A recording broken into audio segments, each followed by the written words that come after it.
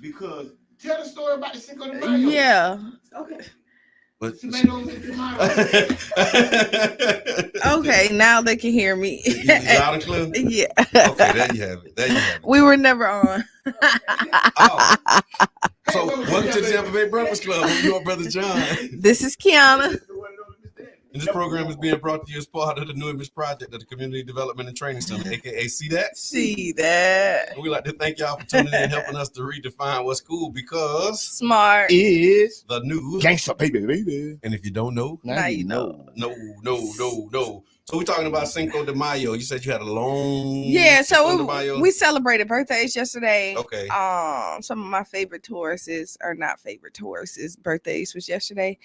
And so so we went out to the beach, had a beach day. Okay. We did jet skis for like 2 hours. So we were out on the side of the Skyway. You ever know when you ride and you see the people on the side?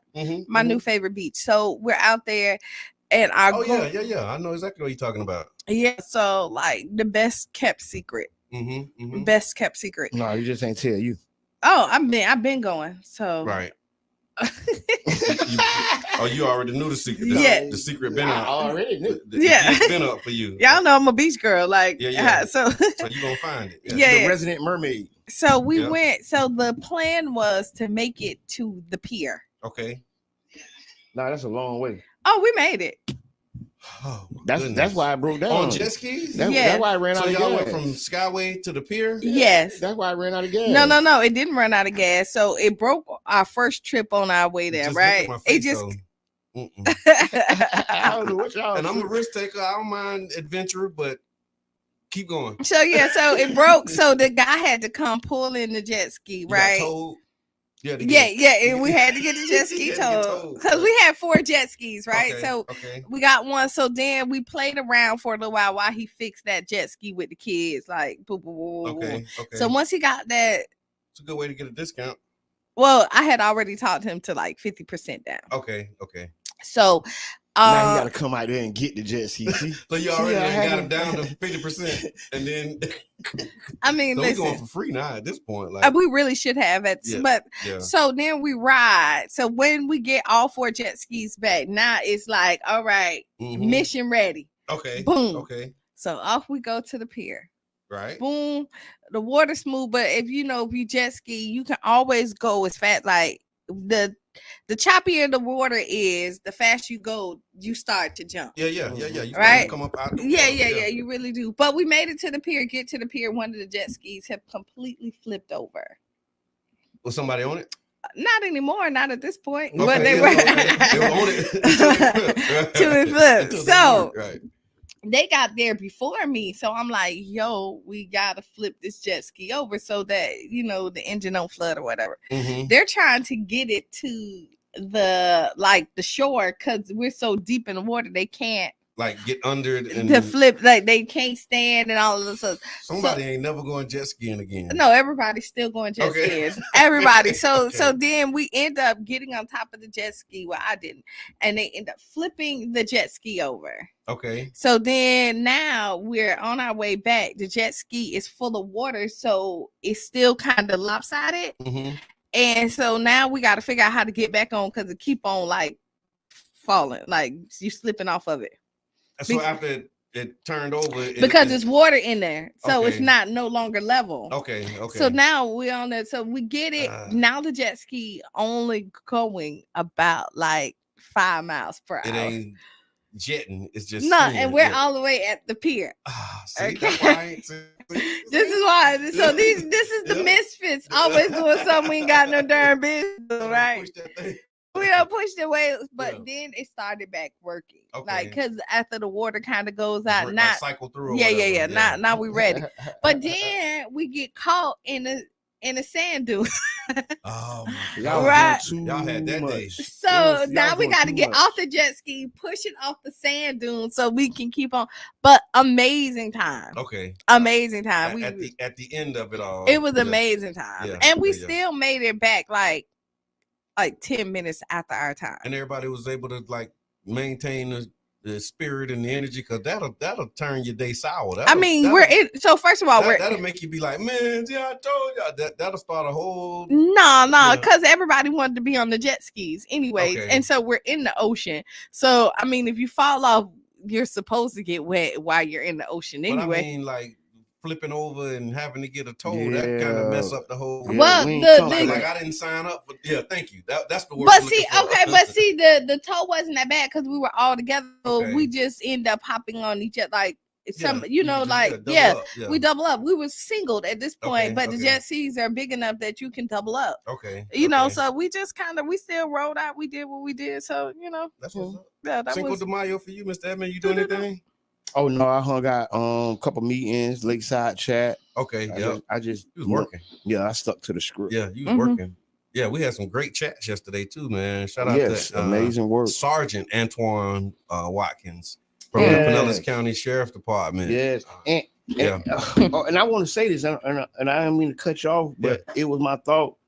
It was ironic because we had our meeting at the same spot we did the chats. Right. At the lake. Big shouts out to Charles Park Lake. And we had conversations about the repairs and the things that need to be done. And we also was talking about the youth. Okay. And we was talking about the youth with the sergeant. And he was talking him as a youth and the work he do around the youth. Right. And as we're looking to solve the youth issues that we have in Charles Park, I was just thinking, like, dang, ain't this ironic? I just left talking about this, putting this all in the atmosphere, and now we come back. Yeah, and now this is the subject of what I come back to talk. So it's some work that need to be done. Absolutely, man. He might be a great asset. Yes, and I'm glad. Yeah, that's why I said that, because I'm glad that we do have the resources here in the city. We just got to tap into them. We got to be intentional about tapping into them. And speaking of tapping into the resources, we did a housing counseling services meeting. Okay.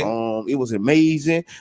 This is like number 2, 3. Yep, about 3. About 3 or 4. So the sauces, yes. So if y'all don't know, if you are a homeowner, there's been home counseling services at Neighborhood Home Solutions. We're gonna plan to do another one this week. If you want to take part in it, you can. If you are a homeowner, you can qualify for a free $50 gift card. Okay. So if you're interested, give me a call at 727-320-6264. That's 727-320-6264. And the home services teaches us everything we didn't learn in school about home ownership, about taking care of your home, about tapping into your equity, maybe leaving a trust fund, teaching you the things that they didn't teach us. And we just assume we know because I'm a homeowner. I don't own my house 15 years, 20 years or whatever, or you just bought your home. But the reality is there's a lot of information that no one gave us. And this class is usually a 2-hour class. Give you a free $50 gift card for your attendance. So come on, check us out. Speaking of free for your attendance, man, Saturday at 3:00 at Child's Park, we're gonna do the food again. So we got Amina's catering and event design. She's really loading up to do another 100. Last time we said we was gonna do 100, we did 200 plus. Yes. Meals. Free to the community. All you gotta do is just come out, fellowship, man, and just really vibe and meet people in the community. Yep, that's exactly right. So it'll be this Saturday, May 11th. That's actually Minister Farrakhan's birthday, so we're gonna celebrate his birthday May 11th at Child's Park by giving out some free food. Man, I want to thank 91 years old, man. I want to thank Sister Ernestine and Amina's Catering for always supporting Child's Park and us in the community. Yeah, not just Child's Park. Oh yeah. So. Thank you. Keep doing what you're doing, and I can't wait. Did anybody go to the Chalk Festival? Yes, man. Come on, the Chalk Walk. I got chalk all over my hands now. Yeah. Big shouts out to Debbie Garrett on the Chalk Festival. Was a huge success. Amazing artist, amazing art. Our community needs events like this. Oh yeah, yeah. Free entry for the family. Come learn, meet artists. These are the reputable, known artists. I knew you was gonna do that. Good job. No, that's not a good job. Look, it worked. As long as we don't get no feedback, I ain't gonna say nothing. Okay. The Chalk Festival, huge success. He don't even have on his headset to even worry about any of it. That's why. That's not why. Doing stuff like that. That was a good one though. That's not why Mr. Mr. Edmond is so good at that. He is amazing at that. That's why, because I knew you was gonna put that mic like that, and it might be feedback. Said no, that wasn't why. But okay. First time I sit over here in years, and this is why you don't wear your headset. Don't never wear it, but this is why you don't. This day was coming. You know it was coming.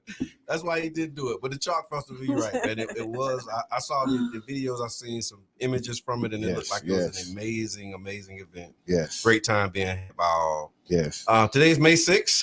May 6th is No Diet Day. No Diet Day is celebrated annually on May 6th, and it aims to promote body acceptance and healthy lifestyle choices. It encourages individuals to reject diet culture and embrace body diversity. On this day, people participate in various activities such as body positive events, social media campaigns, and educational workshops to raise awareness about the harmful effects of dieting and promote self-love and acceptance. What you think about No Diet Day? I'll tell you what I think since y'all No, I'm looking. I have, but like, listen, I don't really like diets anyway. Okay. It just kind of play with your psyche when you say the diet. Yeah. I like to do like lifestyle changes or like to try different things, because I don't like when you say diet and then you don't do it, you feel like you failed at something. Yeah. Yeah. And then when you restrict yourself from something, you find yourself eventually craving it because it wasn't a healthy way to do it. Yeah. So that's what I think about. No, I appreciate that. So I don't do the diet stuff too, but your diet is important. Yeah. What you eat is important. It is. In that sense of the word diet. Because you're right, when you deprive yourself of stuff, sometimes you come back and want it even more. Yeah. And that that 21 or that 10 day or whatever that time is. Yeah. You But just go over the deep. a lot of times those cravings, what I learned was those be parasites pissing, and that's what makes defecating. And that's what makes you want to eat it. It's odd, ain't it?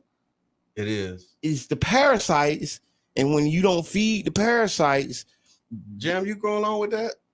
Okay. Listen, I'm telling you, I done did some reading on this stuff. Yeah. The parasites that form because of this bad diet, they are the ones that are craving it, not you. And when they urinate and defecate, that what gives you the urge. Wow. Look it up. So how you kill the parasites?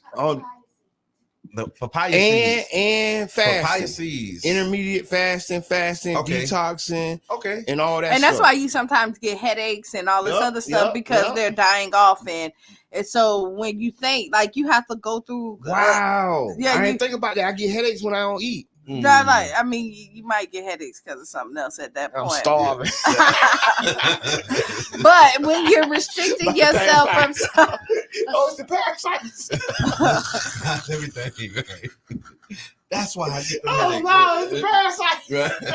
You got a parasitic headache. Right? What's wrong with you, man? I just been dealing with these parasites, boy. These parasites got me today, boy. Oh my God. Having a rough day with these parasites. God, that is hilarious. You need some stubborn little something there. No, but you know when you're but you know, all jokes aside, you know, like when you're fasting and stuff, and like the first couple of like you're okay, and then you go to a point where like it's unbearable and your head started hurting, you feeling weak. That's them kind of dying off, and so you have to go through that process of it. Wow. You know, so just FYI. Suffer through. Yeah. So that then to that point, my thoughts on it is really changing it from diet to live it. That's kind of what we've been saying with the home team. Because it is a lifestyle change, it's something that you want to do consistently over time, because to get on a diet requires a whole lot of changes that you got to make. And so it's like, you know what, I'm just going to live it. Yeah, I'm living it. Nurses Day is also celebrated on May 6th. So nurses, big shout out to all the nurses, the NPRs, the SPNs, and the CNAs. Yep. Yeah, I see. Y'all know what the NPR is. National Public Radio. Yeah. I think you was going with LPN. Is that what you was going? I was gonna say he was going with the nurse practitioner, but I mean, nurse, yeah, there you go. I don't know what the aura is. Oh no, but he just added some extra. Okay. And he probably meant nurse practitioner, but because you called the extra letter, he was gonna go with whatever you said. I listen to NPR a lot. Yeah. I do. I'm NPR's radio listener. But thanks, nurses. Yes, thank y'all so much. Y'all appreciate it, not just during pandemics or when they say you essential to us daily. And people don't know the African origins of nursing. Come on, man. Right?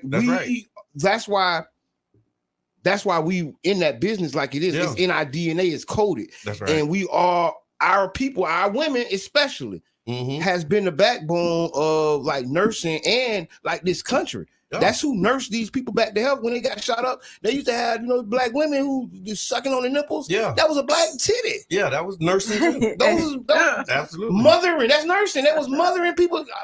Had the black lady sucking on the black nipple. What other nipple she gonna have?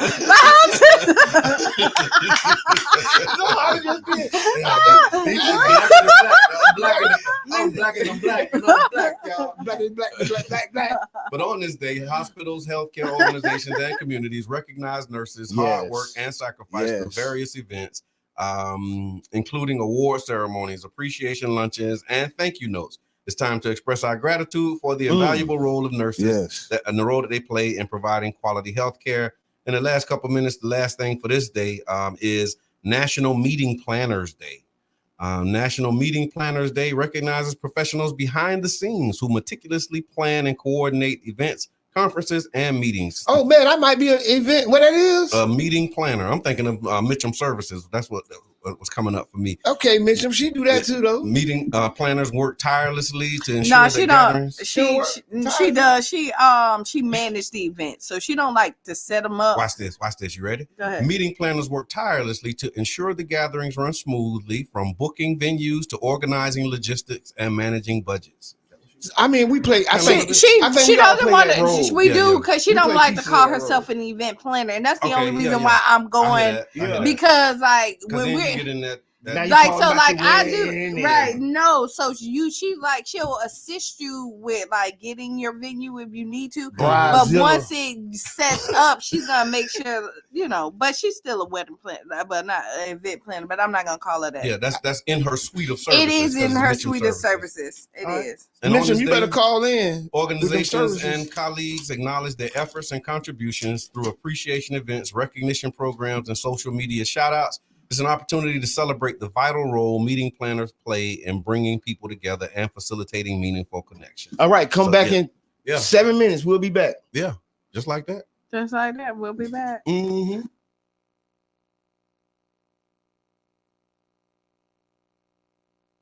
Two travel writers from Britain and Nigeria who are trying to convey the magic of far-flung travel. You'll hear about. Hello, I'm Gabe Ortiz, and this is WEDU Arts Plus. Based out of St. Pete, the Tampa Bay Breakfast Club is a morning radio show about hip-hop life and urban culture. Meet the hosts who inform and empower their listeners.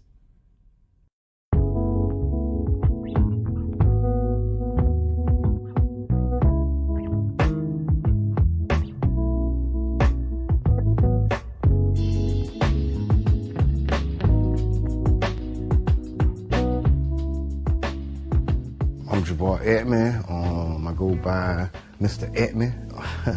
My role, I'm a host and I'm co-founder. My name is Brother John Muhammad, Your Brother John, YourBrotherJohn.com. And my role on the Tampa Bay Breakfast Club is host or co-host. I just go by Kiana. Sometimes you may hear the guys call me Q. I may say Q just depending on my personality that day. And I'm the female of the crew. All right? I think I keep balance when you look at the Tampa Bay Breakfast Club. So that's my role. And I'm Bruce Moore Jr. A lot of people do know Bruce Moore Jr., obviously being born and raised here and going to school here, but there's many more people that know Reno. St. Pete is small, and so the good things and bad things that come with a small city, everybody knowing each other, of course, would be one of the pluses. My neighbors were not only just my neighbors, they became my family. Trying to put that back now, like really getting back to a place where we know our neighbors and we look out for each other. It was a St. Pete that existed, south of Central, and then there was another St. Pete that existed north of Central and downtown. It was a struggle then, and I think it's still, somewhat a struggle for Black people in the city of St. Pete. Even with every step of progress we make, it's still a struggle to implement that progress. Did y'all hear about the weed college, the first cannabis college in Orlando? Talk to us, Soprano. No, yeah, I've been looking at it. This is serious, y'all. Over a year ago. If you got the charges, go and get the degrees, King. You got years of experience, man. It ain't like you come into a classroom with no data. Elon Musk said that a drug dealer knows how to manage and run a business better. I can't believe that. The real facts, man. I'm all about education. But what I'm saying is that we carry this industry on our backs. The way we started the Tampa Bay Breakfast Club, Jabbar approached me about what could we do, how can we do something together, and then an opportunity to promote Amendment 4. Amendment 4 is the, voting rights restoration to returning citizens. We were able to negotiate a deal where we got like 30 minutes on the radio, got 99 jams to talk about, Amendment 4 and other local, policies.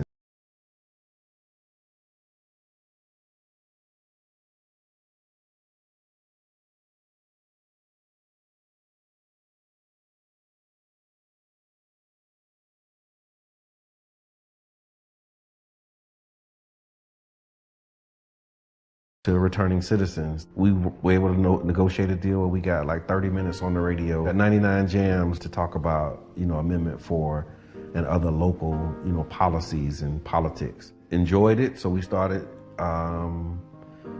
doing it on Sundays as like a podcast with, at the time, Janet Michelle. She was our co-host, and she, filled that role until she moved. And then we had Carla Bristol, Carla B.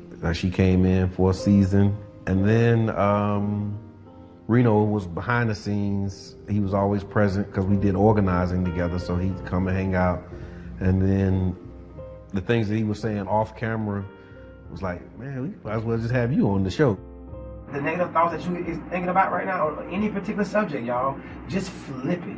Turn problems into opportunities. Problems are opportunities, man. Big shouts out to South Soprano, man. Real deal, man. We on the jump board together right now. Just being around people and clearly always talking, I just felt like at least learn something, so as you see that you're not going to shut up, you can have substance to your conversation and not just be labeled somebody who just love to talk.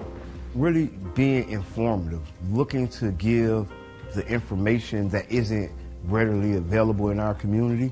Multiple meteorologists can look at the same data and come up with a different forecast. And so now you take those models, take that data and say, okay, based upon all of that, absolutely, you might be in between here and there, and that's my know I'm saying speech. Most recently, after Carla B, transitioned out and went to do other things as well, Kiana, we invited Kiana. I've been working with the guys for a while outside of this, and they called me to interview.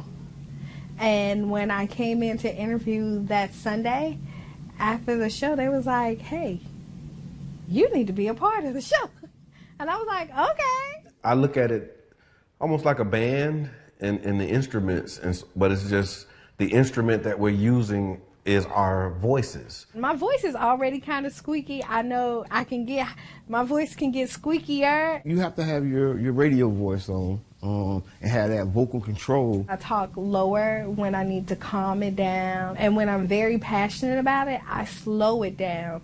And because I want you to understand what I'm saying. What's good for the geese is good for the gander. So if you keep it secrets, just know that she can too. Okay, hey, see, that's why Kiana, that's why you need it on the Tampa Bay Breakfast Club. You feel? Because you gonna even things out. You know what I'm saying? I was just joking. You know what I'm saying? We just understand power, and in terms of people's attention, because it costs. People's attention costs. That's why it's called pay attention. We want to present local information right up there with, the trending topics. One thing that's a common denominator with all of us is that we're all passionate about our people. For me, what you take from me is that I'm real and I'm passionate about the growth of our people. The overall goal, I would say, is to have a more informed community.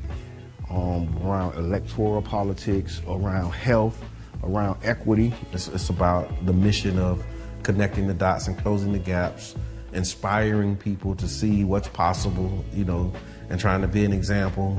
I don't know if that's a good thing or a bad thing sometimes, but you do the best that you can with what you have, and you pray that others will be inspired to join in. For more info, visit cdatcenter.org/Tampa Bay Breakfast Club.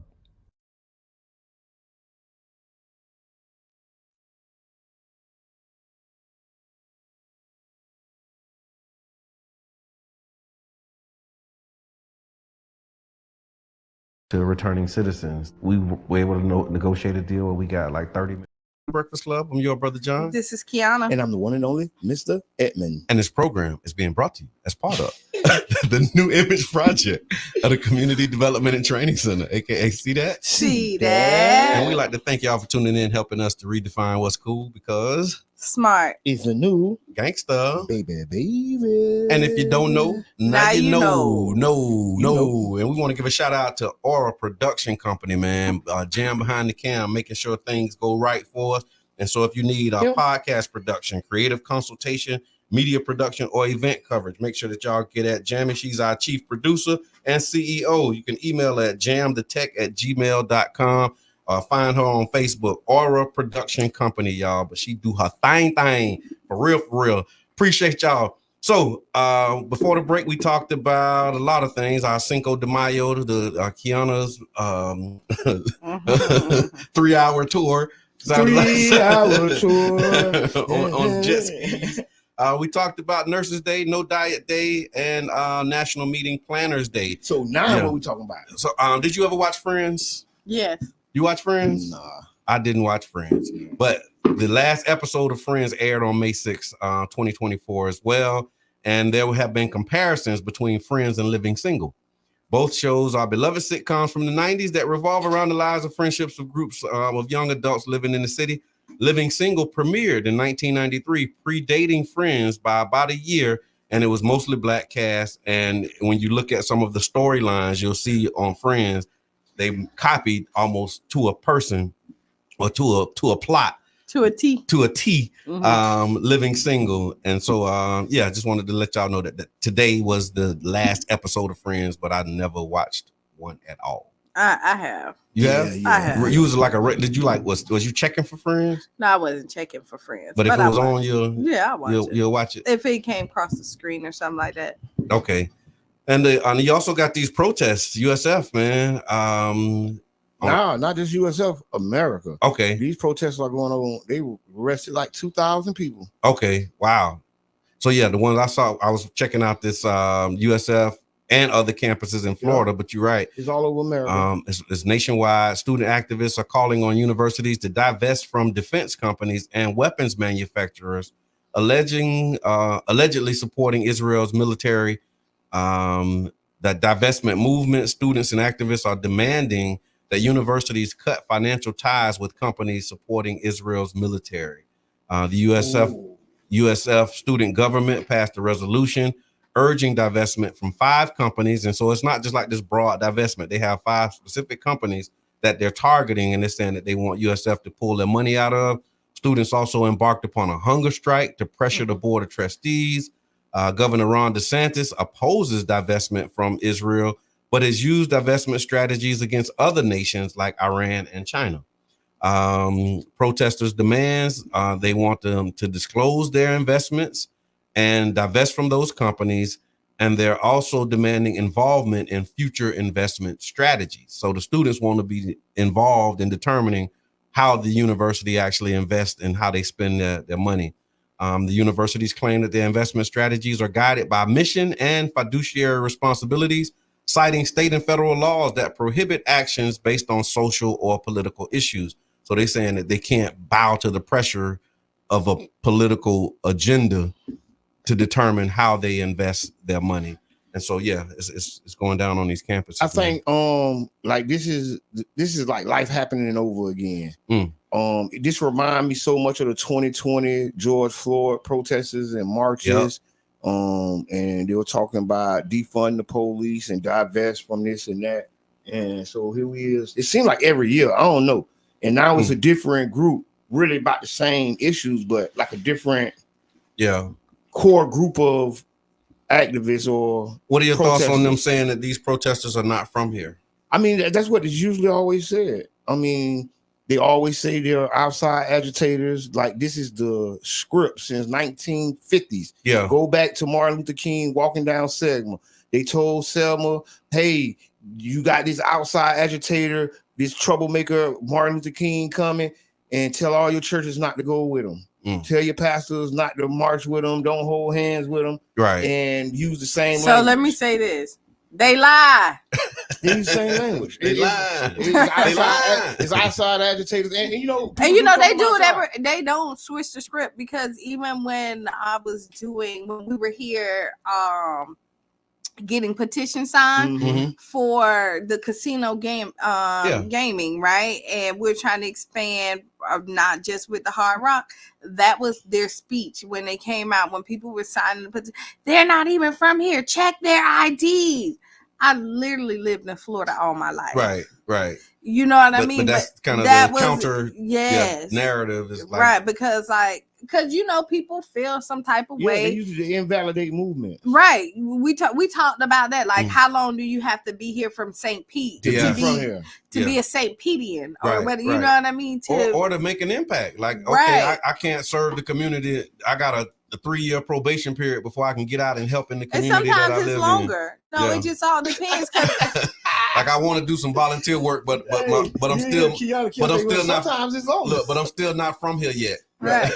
No, you're not. Tripping, man. You're right. So you look at little things like that. So I mean, they always switch the narrative.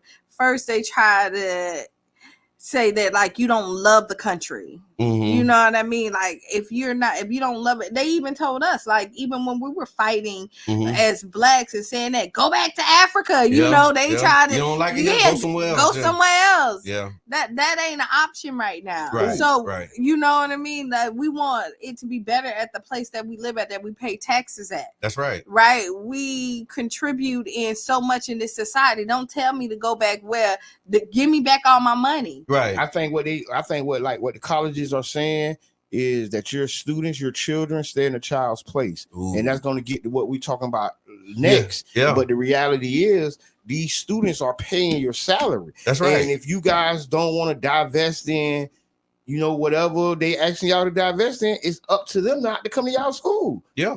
You know what I'm saying? Y'all talking about, they can't graduate. Well, you ain't gonna get your tuition. Tuition ain't paid up front.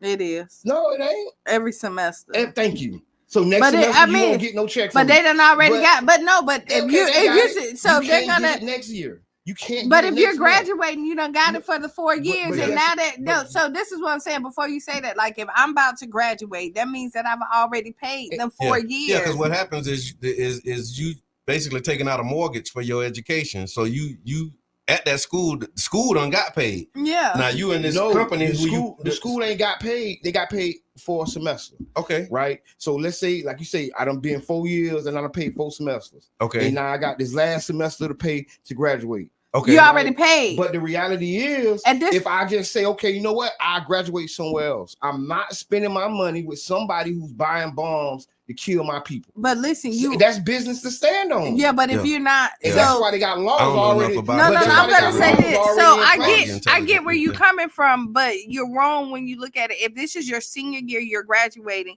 you pay at the top of that semester. You graduate at the end of the year, so that tuition is already paid Not for the semester. Yes, it is. I mean, it's 4 semesters, 3 semesters. Yeah, no, but no, I'm saying so it's 4 years. Semester. No, but if you're graduating, that means you have completed it all, Jabbar. You have to wait till your freshman year. You can say, hey, I'm pulling myself out. But your senior year, when you're about to graduate, all your stuff, the colleges done got their money. People leave on their senior year and graduate somewhere else at the beginning of the year. I mean, if they, I'm talking about like I'm putting it in context. At any point before you get your final check, you can't charge me if I didn't attend. It's just that's how financial aid works. Financial aid doesn't come in and pay your 4 years. I've been on financial aid. You get checks in spurts. Bam, bam, bam, bam. And guess what? They need that check. They're playing poker right now with them children because they ain't saying we need y'all money, but know what? They need that money. Yeah, they do. But I'm not disagreeing with you, but I'm disagreeing how you're saying it. Okay. So this is what Nisi said. She said, yes, Kiana, give back what I invested, since I'm not welcome when it's convenient for you, or my views are offensive to you. Thank you for that, Nisi. Grand Rising. I see Jab is watching. Thank you, King Jab. Michelle Coleman, thank you for tuning in. Comedian Damian Davis is also watching. We appreciate y'all, man. Thank y'all for tapping in and hanging out with us. So we would, like you said, it's kind of a segue into this next topic about explaining things to children.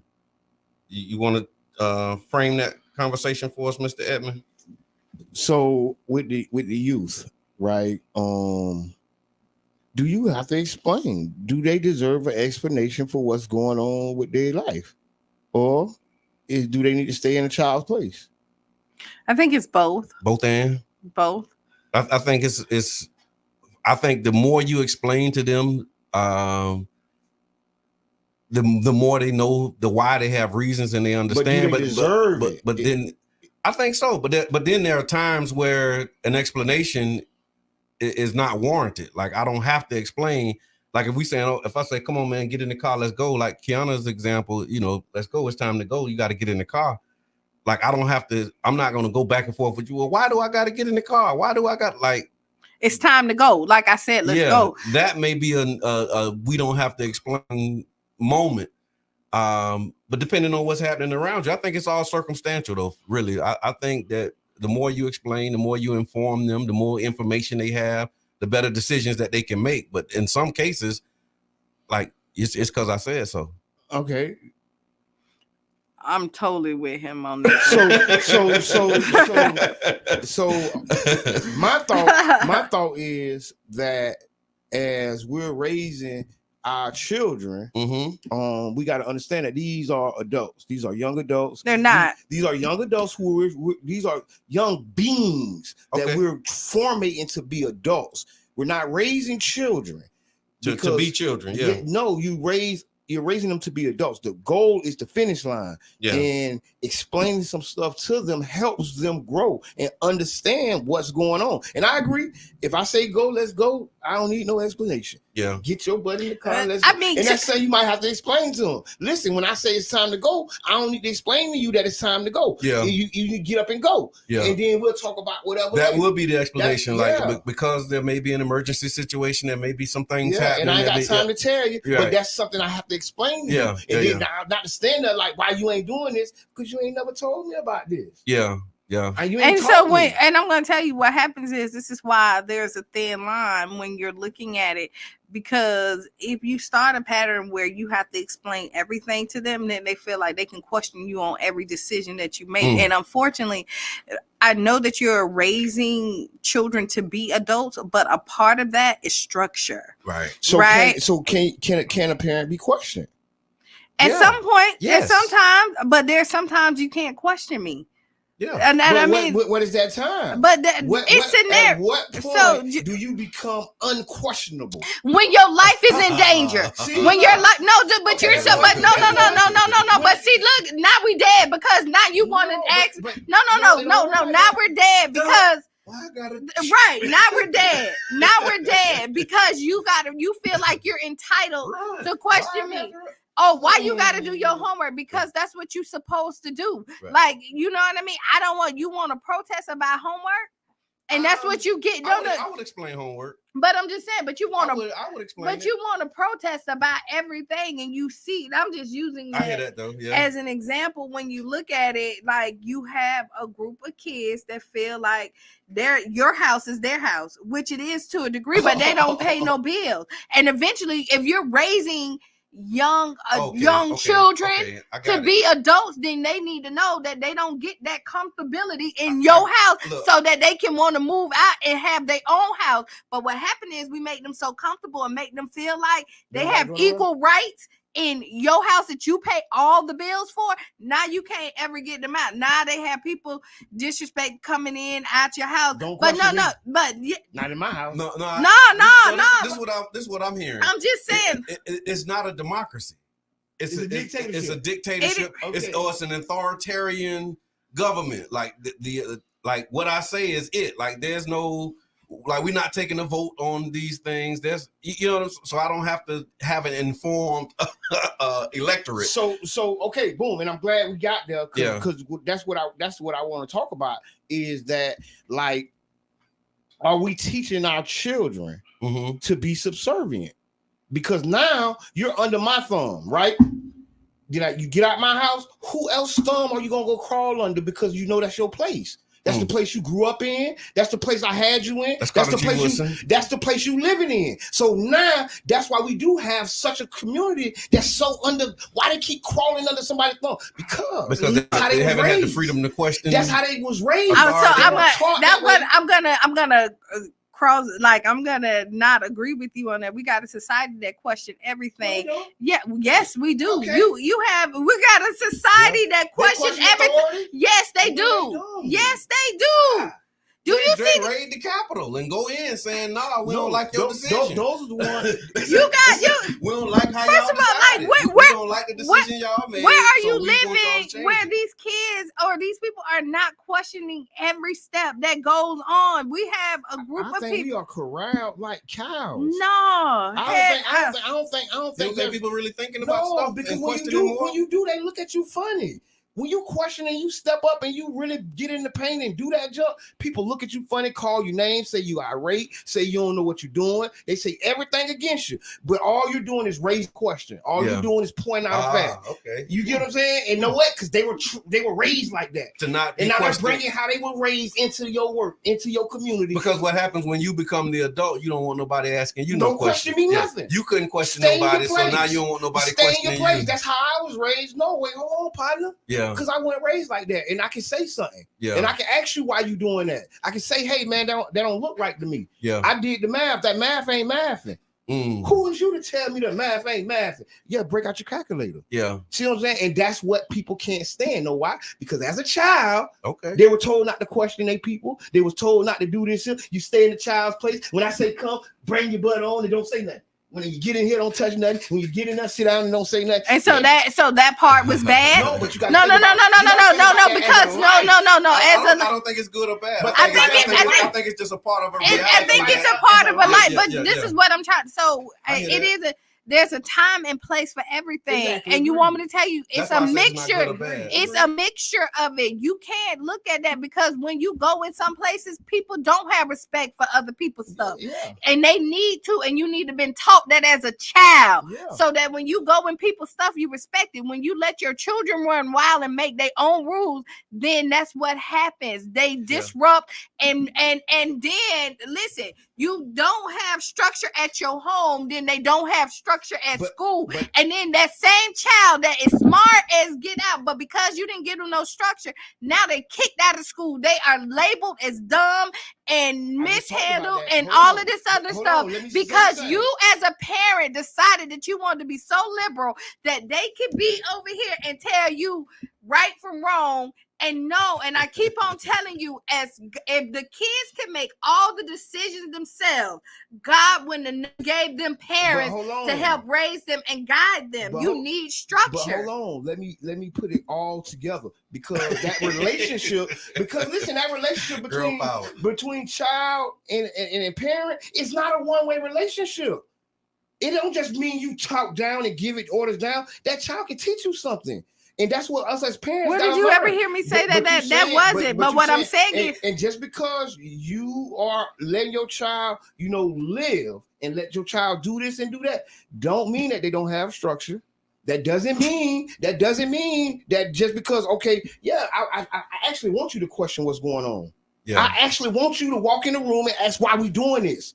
Yes, okay. I don't want you to sit in that chair and then let that lady say whatever she want to say, and then you don't say what's going on. Yeah, and that's how we're raising our children. I hear that. We can't do that. I hear that. It's a happy medium. You gotta find it. But sometimes you don't need to be questioned. And again, I agree. And you sitting up here like fighting for the question. It's not always a question. And again, when you get into the more you grow and the older you get, there's sometimes when you may have an opinion, but your opinion is not warranted. Mm-hmm. You know what I mean? You don't have an opinion in everything, and this is just life. But period. that's saying that's saying that can be taught. And I'm gonna say it because like I said, it's nuanced and it's robust, and it's not a one size fits all. It's not a silver bullet application.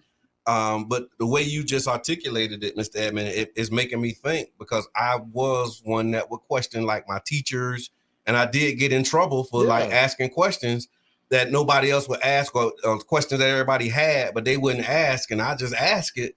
And now I'm like, now I'm gotta explain to my mom and them. They think I'm being bad or being a class clown, and sometimes I was. But I'm asking questions that need to be asked, and it's like you challenging. And I remember specifically, like in my 12th grade economics class, it was a lot of theory, and so if you're a critical thinker, it's like certain stuff you're going to be asking about. You know what I'm saying? Yeah. And it's like, well, that don't really make sense to me. And I remember holding up our class, the orange one right here, boom, and then the other one at the bottom, boom. Caller, introduce yourself. Man, it's King Jab.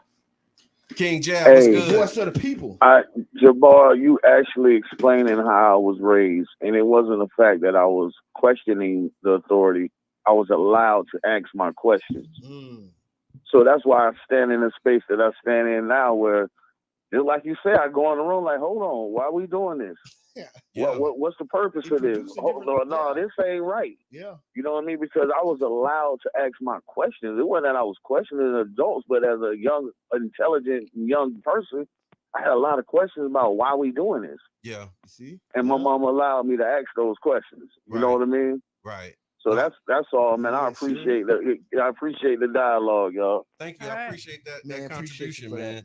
But that was, and I see why me and Jab get along, because I was raised the same way. I was raised like that too. I wasn't questioning I made superior respect for my mom and my dad. Yeah, you know what I'm saying. And we had structure, but I did.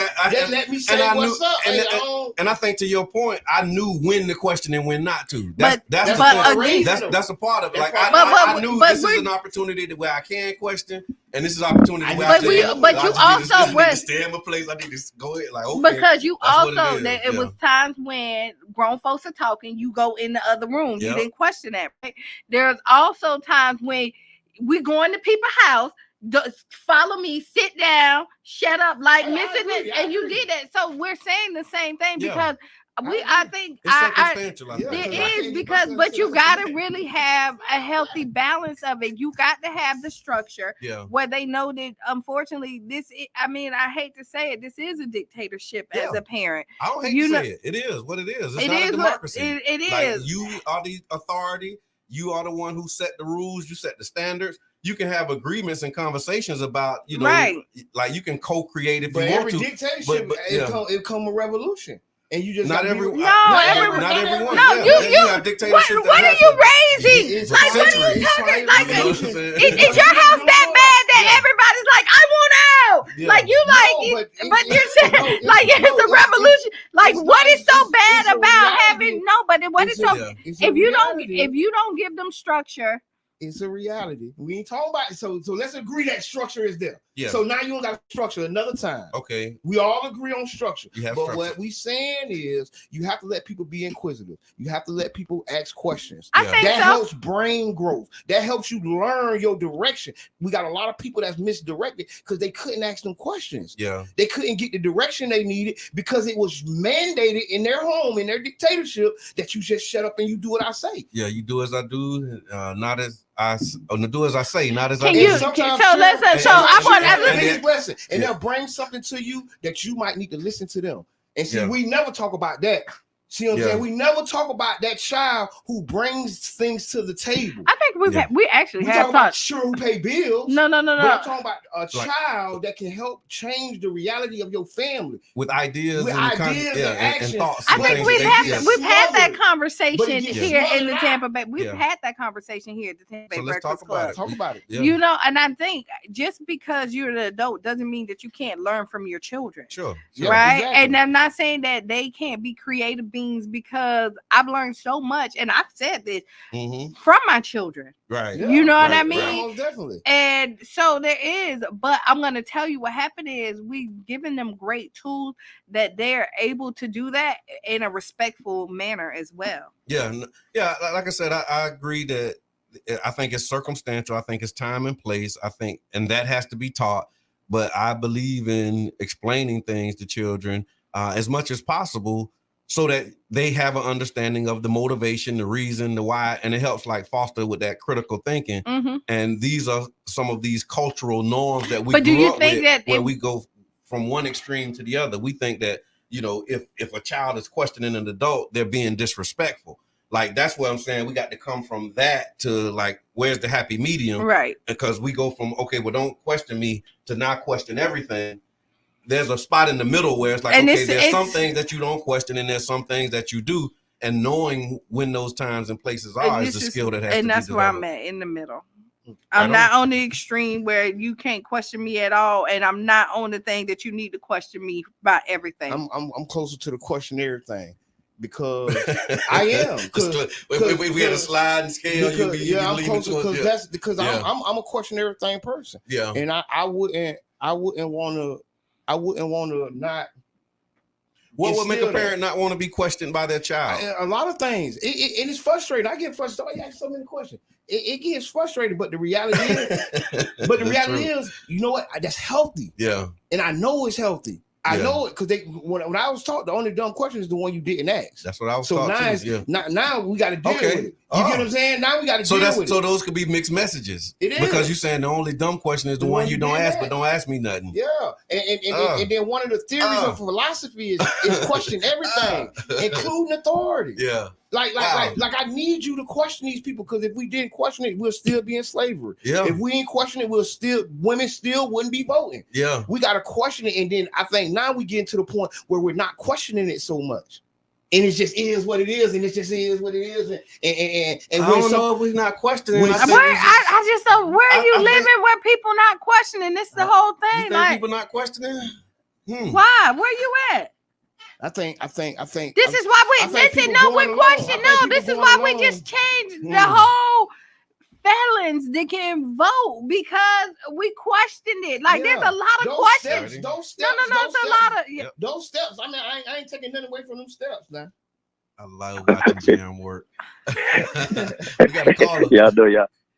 Y'all know y'all entertaining me, what? But I'm gonna say sometimes because I said so, it's really because the parent don't know.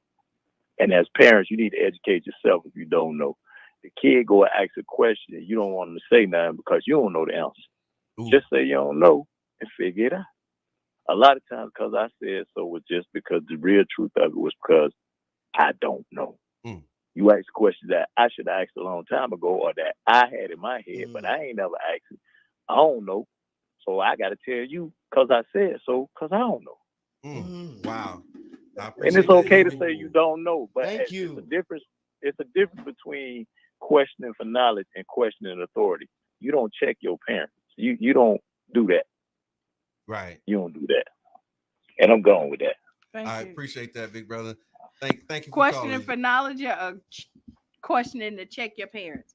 That's when that's that line of but the intent is everything. Yeah. Right. And that's like with everything. So if you intending to check your parents, that's not right. Yeah. But you on the slide that you can question me. So sometimes if it's a general question and it's really a question and it's real, yes. But I but then smother or oppress that. But so can I say that? I don't care how hard the question is. I don't care how disrespectful the question feels. But if it's healthy and it's coming from a good space, ask me that question. And I'm going to do my best to answer it. And if I can't, I'm going to say, hey, I don't know. Let's try to find the answer. Let's see if we can look it up. Let's see if we can, know what I'm saying, and make it something. But I ain't going to just be like, so I'm going to, okay, here we go. No. I'm trying. No, but so, okay, so here we go. Go ahead. Go introduce yourself. I got something for you. You got to call her. Call her, introduce yourself. What's on your mind? Call her. If you're talking, we can't hear you. Call back. Call back because Kiana got something for me. So first of all, listen, I like how you just said that, but I've been sitting next to you for a good little while. Okay. And you are the slicker all slick to make it can of oil. that you will go one place, and if somebody call you out and you realize if you catch it as you doing it, you will change the narrative so quick to fit the scenario. So you sitting up here telling me, oh, I don't know. Oh, you know what, son? You're not that person. Come on, like I'm trying to see if I ever saw him in that mode. Well, you know that's a good question, son. No, he's not. I don't know. Let me go find that up. That's a great question, son. Let me think about that. Boy, if you get your ass. Come on, like we're gonna be 100 on the Tampa Bay Breakfast Club. Like that's what we're gonna do this morning. We don't know him for real. Right. Practice response theory. But trying. No, but it is a balance thing. It don't. Yeah. Yep. There we go. Call. Introduce yourself. Hello. Yeah. Hello. We hear you. Introduce yourself. What's going on? It's your boy, comedian Damien Davis. What's happening, Jack? All right. Comedian Damien Davis, what's your thoughts on the topic, man? You got 2 seconds because we're about to hang up on you. Oh, hell no. Can children question their parents? Yeah, you got to these days because it's a whole different program just for having older kids and having younger kids. I raise my older kids. I cannot raise my young kids like that because they too darn soft. You gotta let them ask questions or whatever. They don't go outside. They don't everything. So you gotta be more sensitive to them because the social media is all messed up, man. For real. It ain't not like you raise the older kids. You know, you have more structure, more questions. These kids, you got to tell them what to do, everything to do. Like when we used to wake up, we knew what to do, and we had repercussions. These kids, they don't know what to do. You got to tell them every day to do the same thing, and it's crazy, man. But I guess it's the new wave, man. So it's different parenting. It's way different from back in the day to what it is now, man. Thank you so much. But know, I just want to call in time, man. Man, good subject this morning. Y'all give some great ideas. The best idea I give: leave the belt out. Let them know the belt still run the household. There you go. See, the authoritarian. You're right. I appreciate you. Thanks for calling, big brother. Comedian Damien Davis, y'all. Yeah. But he's right about that. We talk about this. The society is extra sensitive. And I think it's interesting that perspective that he gave, you know, when you have older children and then younger children. So it's like my children and my grandchildren. There is a difference in the way you engage in these in generational. But you know, grandparents parent different to their grandchildren. But even the difference between, like, I got older kids and I got younger children. I got, adults and elementary school. Okay, and it's a difference. Yeah, it's a difference. It ain't, you know what I mean? It's no, I hear that. And you know, it may be a part of me learning God as I went. You too, boy. That's you know tough. What I'm saying? It may have been a learning. You know what I'm saying? As I grew and got older. Right.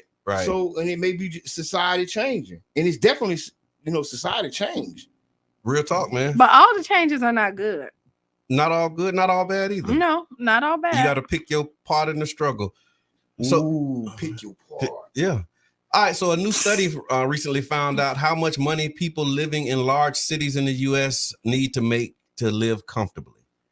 Smart Asset used a 50-30-20 budget, which recommends that 50% of your salary goes towards your needs, such as housing, groceries, and transportation, 30% towards wants like entertainment and hobbies, and then 20% goes towards paying off debt, saving, and investing.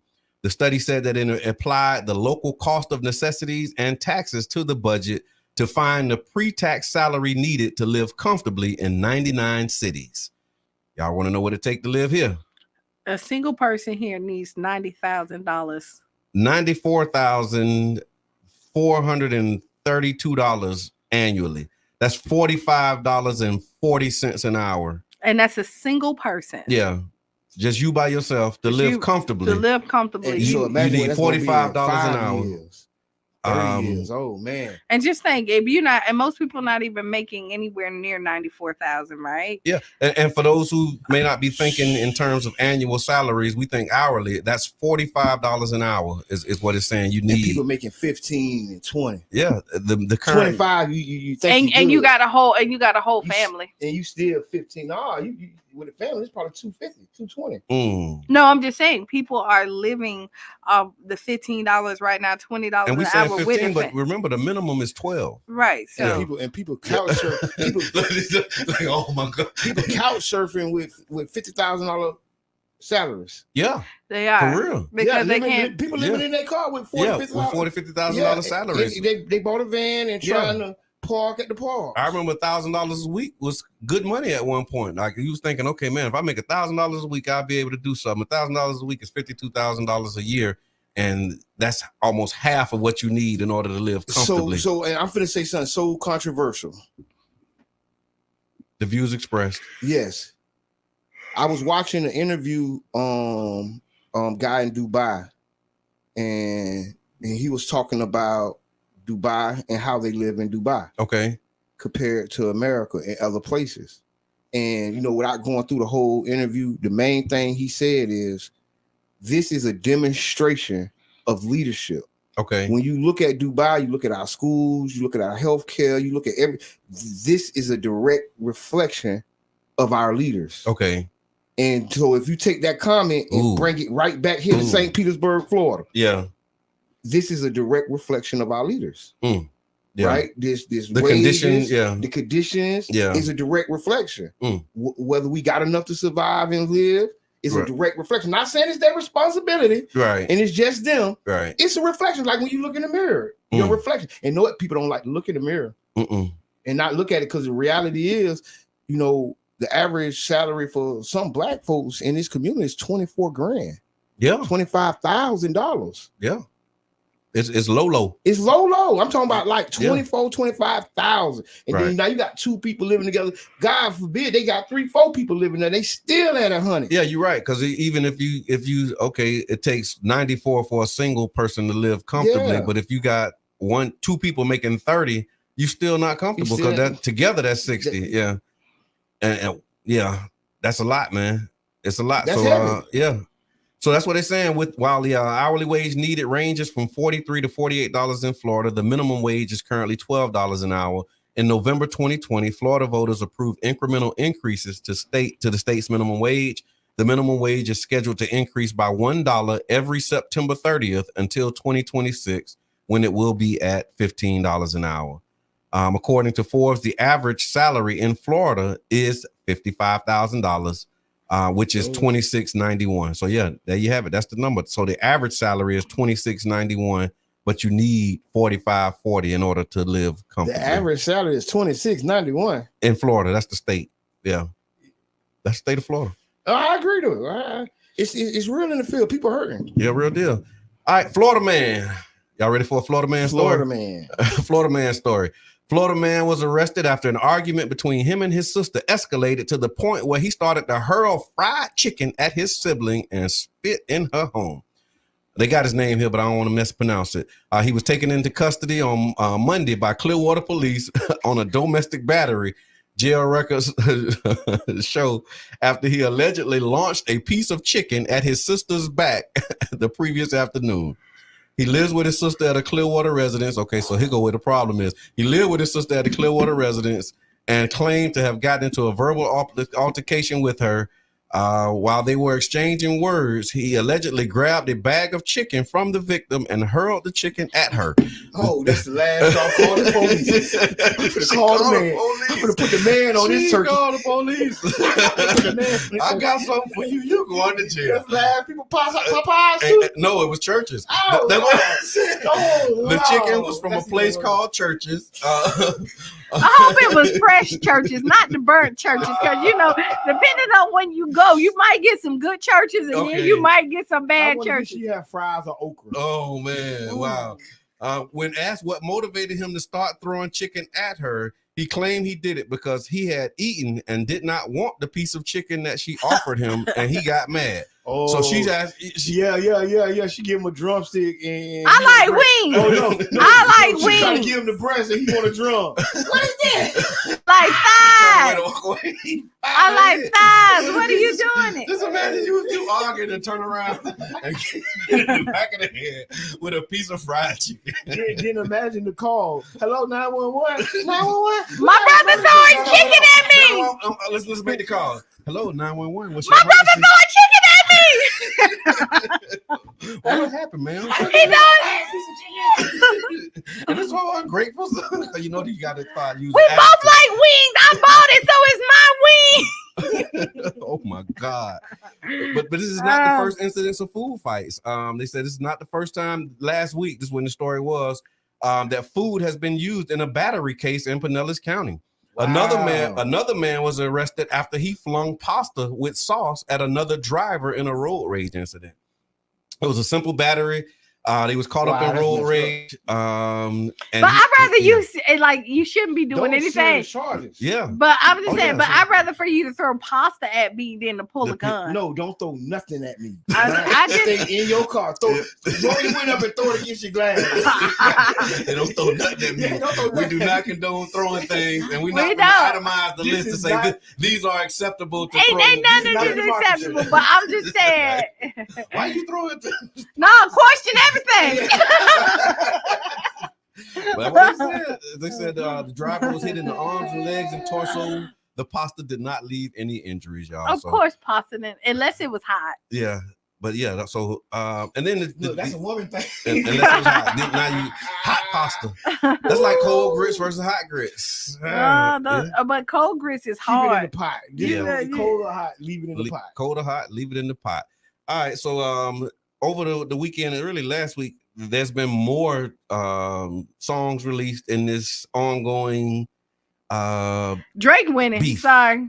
So you think Drake winning? I'm not hearing that. You're listening to the 99 Jams, Carefesta Radio, new morning show, the Tampa Bay Breakfast Club. That's right. We're talking about the rap beef between Kendrick Lamar and Drake. Yep. This is the hottest topic in media right now. So let's go. Well, how y'all feel? First, in the comments, you call in. Who's winning? Who's winning the battle? Yeah. There's been 8, 9, 10 tracks. I didn't listen to it, so I guess Drake just dropped another one yesterday. Like, they going back and forth. Like they ain't even letting it breathe. I see Quavo's. They said Quavo dropped. Oh, that was later because I got a list. Somebody sent me a list of like diss tracks going all the way back to like 1933. Okay. Oh, they go all the way back. Yeah. See, and I'm gonna say this right now. This ain't changing. People got too much time on their hands. Yeah. This is entertainment. This is what they're supposed to be doing. Like, is this all right? Is this beef all right? Is this all right? I mean, it's good for entertainment. I think it's good for record sales, and that's what they're here for. For the community. And I'm not talking about the community. I'm asking about the community. I mean, listen. He wants to know about the community, dog. How does this impact the community? I don't think it has an impact on the community. I mean, honestly, go ahead. I'm sorry. Yeah, no, go ahead. No, I don't think it impacts the community in the way that we superimpose it a lot of times. Like when I posted that question, I was asking, I said, I'm looking for a list or a link to have all of the rap battles. But I have to qualify to say, okay, and this doesn't mean that I'm distracted and don't know what else is going on, because that's this idea that if you pay attention to the rap battle, you're not paying attention to nothing else. And that's not true. That's my problem. It's like I can watch the rap battle, I can follow it, I can listen to the songs and still know about the USF protesters and still know about the budget and the gas plan and know like brother, you know yourself. I can come on, like you can brother, you don't know eat the things. swine. My brother, don't y'all start the mess, man. It's jam with the snap, so let's start snapping. Somebody go brew some tea, burn some sage. Give me sage. Give me some sage. Let's start smudging. Do some smudging and charge my crystals while you at it. But y'all too much. But what I'm saying is, let people enjoy the entertainment if that's what they want to do. It's entertainment, so that's what they're. How we so woke that we can't listen to rap no more without, compromising our wokeness. That's my question. And so people take stuff so serious. Like again, everybody's so sensitive. Like comedians can't crack a joke. Right. You know what I mean? Right. Without offending somebody. That's what comedy do. Yeah. That's what it does. That you take comedy ain't supposed to offend nobody. No, you're supposed to laugh at hard it's actually stuff. a documentary called The Right to Offend. And it's talking about the history what of comedy black comedy. It's the right to offend. And the thing is you go ahead. You super sensitive. Go. Yes, I did. I just think they're paying us to be offensive. And they paying us, and then what they do is a reverse incentive: be as vulgar and as offensive as you can be, and I'm gonna give you more money than you ever seen in your life. Yeah, that's a problem. And then it produce what we got now. That's all I'm saying. And I ain't just sensitive. I'm just saying I'm looking to the conspiracy of it all. And this is the thing. I just think that people are never happy. You say find your own lane. You find your own lane, but vulgar may be my lane. So you taking the money because they're letting you go out there. Everybody's talk. So pornography is an industry. It is billions of dollars in that industry too. And people and they well paid people well. Yeah. And you know what? And them people are okay with the industry that they in. But if you're not into that, you don't engage with that. You don't. And then you don't do it. And so, like, you want me to say, if you don't like a certain comedian, you just don't go to their show. Yeah. But you don't block them. You don't try to stop them from having the freedom of speech to but say they offended me, Kiana. Don't listen. But I'm offended. It's okay. I'm doing this for other people like me who may be offended also. There's so many other comedians that won't offend you. Listen to them. Give them their money. But this one must be stopped. But it's a real thing though, because the problem is, once you start letting it happen, you get what we got, right? So that's why right now, they had on C. Dolores Tucker, all them, they was trying to stop that rap. Yeah. Prevent where we at now. Okay. You know what I'm saying? I ain't never say I agree with what they was doing, but now that I see where we at, I see what their point was. They was the adults. They was the 40-year-olds, 50-year-olds. We should have put a taper on it. Okay. And not saying that there shouldn't have been no gangster rap, but it shouldn't have been proliferated to be the number one art form. Yeah. It's literally the number one black art form right now is gangster murder music rap. Yeah, that's the problem. And I think that speaks to like just the corporate. And now they got the Pulitzer Prize writer, the first Pulitzer Prize rapper in the biggest beef ever. Yeah. You get what I'm saying? See what it's doing is lessening. So you'll forget that Kendrick Lamar has a Pulitzer Prize because he's engaged in a rap beef with Drake. Is that what you're saying? Yeah. And it's more sensational. It's more sensational than him winning the Pulitzer. Because I mean, how many people knew that he won a Pulitzer until you said it? And honestly, they probably make them go because now that the rap beef people who wouldn't have never listened to Kendrick is now researching, and now they may know. Nobody would have known if he wasn't in this rap beef with Drake. So it's bringing. You got to look at it like there's two sides to this pancake. So you know what I mean? Like you say that. How many other people knew that? That he had a Pulitzer? Yeah. Not like listen, because I mean honestly, Kendrick Lamar, don't even know what a Pulitzer is. So that's what I'm saying. So you is an award that's really given to like journalists, usually jazz or classical music. It's the form of music that. Oh, you know what? I don't think it's Pulitzer. I think it might be a Nobel. Is it Nobel? No. Okay. Because if you want a Nobel, we don't know. Well, no, but this is the thing. You talking about stuff ain't nobody looking up any darn way. And because this rap beef, you may have came across of it. Other than that, you wouldn't have known. But I still think he lowered his property value. I think he's engaging. No, I don't think so. I think he's an entertainer. I think he's an entertainer, and he's paid to entertain. But everything good for the geese ain't good for the gander. Yeah, all money ain't good money. That whole thing. They're gonna pay you out your a-hole to do something that compromises who you is. So you'll get more money than you ever got before. So you know who winning for me? J. Cole. J. Cole won. J. Cole the winner. He won. Yeah, J. Cole is the winner. That's my final thought on that. I think the winner is the record labels and the record industry. Rap is winning. Yeah. But rap isn't us. We're not the industry. The industry. The industry is winning. It's up tremendously. It really is. All right, so it's a big week, y'all. A lot of stuff happening. Pay attention, stay engaged. Tonight, the Fusion 49th Street Business District meeting. So if you're available and you engage and that means something to you, y'all come through 6 o'clock at the Gulfport Neighborhood Center. Fusion 49th neighborhood. I'm sorry, business district meeting is tonight. And then you're going to be seeing some news. We got the CIP. We're doing some budget workshops tomorrow. Wednesday, we got some stuff cooking. Thursday is the City Council Committee of the Whole, where we'll be reviewing the gas plant. And then, like I said earlier, when? Thursday, yeah, we're gonna be reviewing it in the committee. It's not coming to council for us to vote on it, but this is comments. No public comment at the committee of whole. But we can write the city council. Yeah, you can write in. Okay. You can send in letters. So send in a letter. Let them know how you feel about council@stpete.org. Council@stpete.org. How you feel about the gas plant? So when they talk about it, they can talk about the letters they received. Yes. And tell them the Tampa Bay Breakfast Club sent you. That's absolutely right, and that's true because we do have colleagues that really tracking those letters, reviewing those letters, and it matters, especially when you putting things in there that we didn't think about. And it's one thing to send a letter saying don't do it or do it, but when you start putting in your case for it, why you think that it's going to impact you, not wanting to spend your dollars or whatever it is, just put in there a couple bullet points about why your position is what it is, and it helps to influence your elected officials that stuff matters to. So yeah, those are my final thoughts, y'all. Okay, my final thoughts. Join us this week, housing counseling services. If you are a homeowner, you like opportunity to learn some things that you never learned before, that you didn't learn in school, give me a call, 727-320-6264, 727-320-6264. See y'all later this week. Yeah, what they said, be the change you want to be a C.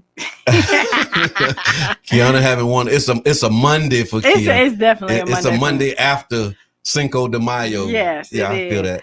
And stay tuned for Sister Hughes. Want to give another shout out before we do that to Aura Production Company, Jam behind the cam. Like I said, man, if y'all seeing this production, you're seeing the quality improve, and she can help you do the same thing. So if you need podcast production, creative consultations, you need your events covered or media production, make sure that y'all get at Jam Behind the Cam, Aura Production Company. Her email is jamthetech@gmail, and she's doing a phenomenal job for us and others, and I'm sure she'll be able to do the same thing for you. And up next is Sister Hughes. And shout out around the house. This has been the Tampa Bay Breakfast Club. I'm your brother John. This is Kiana. And I'm the one and only Mr. Edmond. And we out.